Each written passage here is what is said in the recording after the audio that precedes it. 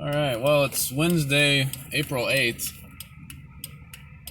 2020, coronavirus season.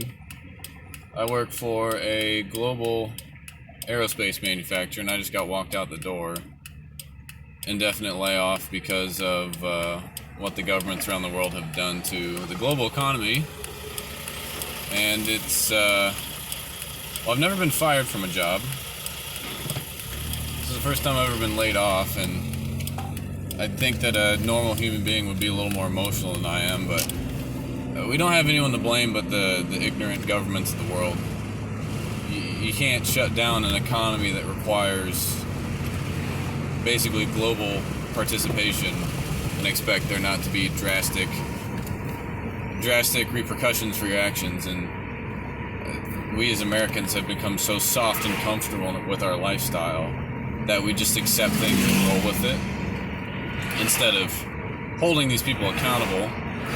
I know there's a number of senators on a list somewhere.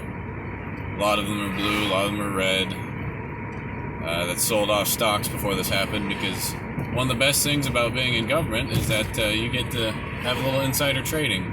So you get debriefed on this stuff. And for whatever reason, we've given our governors and president in the United States all the power in the world to shut down state and national as well as global economies with this quarantine that they're calling it. Completely unconstitutional. And I'm fed up with it, and there are thousands of Americans that are fed up with it.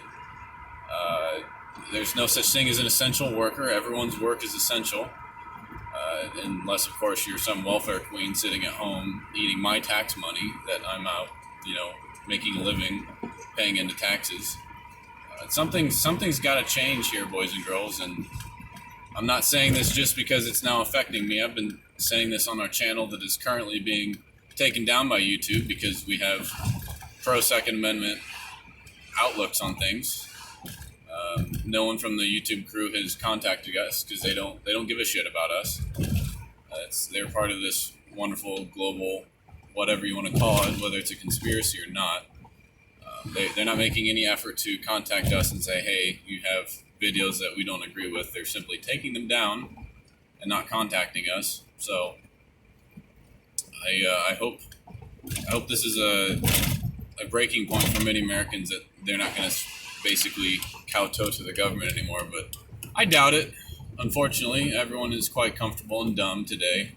In the age of information, you'd expect people to be a little bit smarter, but it seems like we are praising our governors and president and whoever else is enforcing these ignorant laws.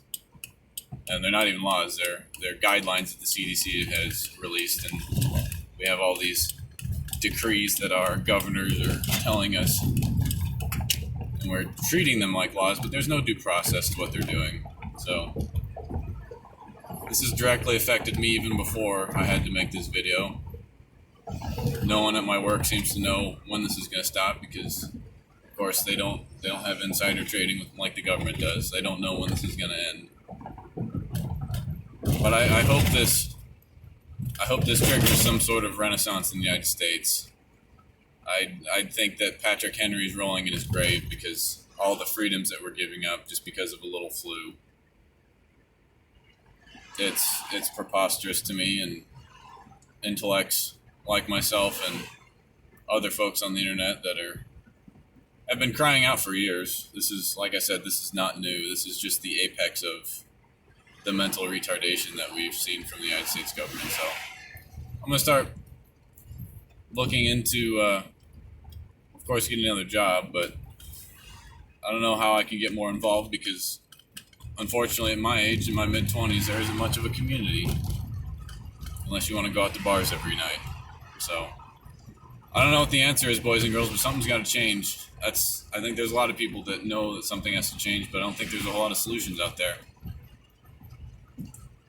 Every Second Amendment rally that I've ever been to seems to be a bunch of old people standing around. Even the one in Virginia, it didn't seem to make much of an impact. I don't know. Something's got to change, boys and girls.